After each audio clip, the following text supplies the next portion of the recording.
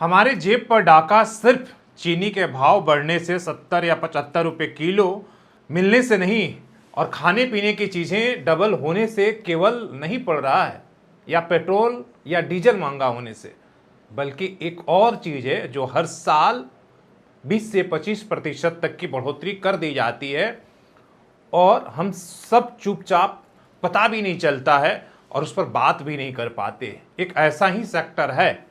लेकिन उससे पहले कहना था कि क्या इस देश में ट्राई नामक कोई संस्था था या जो है टेली कम्युनिकेशन मंत्रालय, सूचना और आईटी जो सूचना मंत्रालय है, पता करिए वो है या उसका अस्तित्व खत्म हो गया। इसलिए कि जिस तरीके से मोबाइल कंपनियां डाटा के नाम पर और प्लान के नाम पर आम आदमी के पास सीधे महंगाई का बोझ डाल रही हैं और वो चुप है।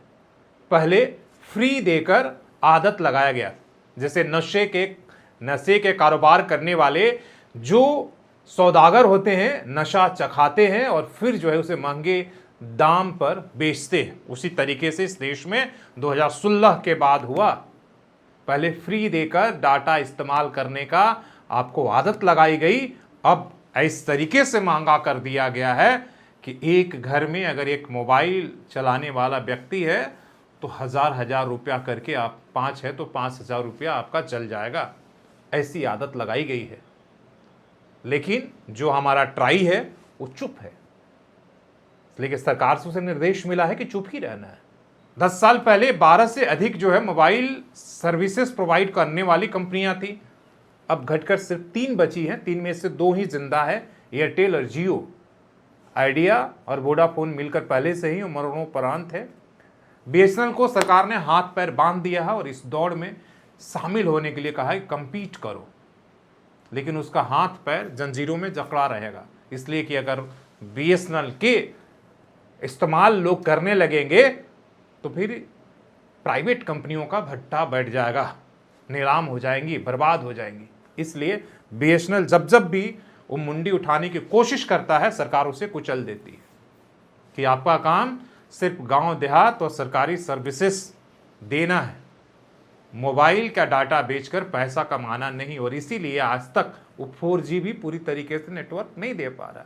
ऐसा नहीं कि क्षमता नहीं है, क्षमता है। जहां कोई भी प्राइवेट कंपनियां नहीं पहुंचती हैं वहां मोबाइल का नेटवर्क सिर्फ बीएसएनएल का पहुंचता है, उसका वाईफाई पहुंचता है और उसका टेलीफोन और उसका सर्विस पहुंचता है, समुद्र के नीचे या आसमान में, हर जगह। लेकिन सरकार ने उसे दबा रखा है। अब बात करते हैं डाटा का। पिछले 3 सालों में महंगी डबल हो गई हैं सीधे डाटा। अगर वो महंगी नहीं कर पाई हैं तो ऐसा प्लान लेकर आई हैं कि आप कुछ भी नहीं कर सकते हैं। आप अगर 300 का रिचार्ज करते हैं, डाटा मिलेगा तो कॉल नहीं, उसके लिए अलग से रिचार्ज कराना, एसएमएस की सुविधा नहीं।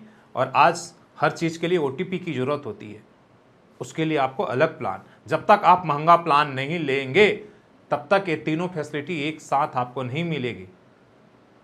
ऐसा मोबाइल कंपनियों ने कुचक्र रचा है।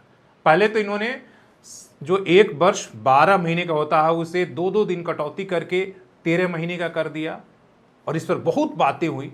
संसद के अंदर आपने देखा था कि जब आम आदमी पार्टी में थे, राघव चड्ढा ने सवाल उठाया था और कहा था कि इस तरीके से मोबाइल कंपनियां इस देश के आम आदमी के अधिकारों को, संविधान को, सबको चूना लगा रही हैं। पहले बोला गया था कि लाइफ टाइम के लिए आपको सिम दे रहा, मतलब इनकमिंग नहीं बंद होगा, लेकिन आज आप अगर रिचार्ज नहीं कराते हैं तो आपका इनकमिंग, आउटकमिंग, एसएमएस सब कुछ बंद कर दिया जाता है। ट्राई चुप है, मंत्रालय भी चुप है। इसलिए हम कह रहे हैं कि पता करिए। अब आपको हर महीने रिचार्ज कराना जरूरी है, कोई भी सिम। और रिचार्ज इतना महंगा है कि जो पहले एंट्री लेवल आपके पास 149, 135 और 40 था, अब वो सीधे जो है 199 या 349 या 299 हो गया है।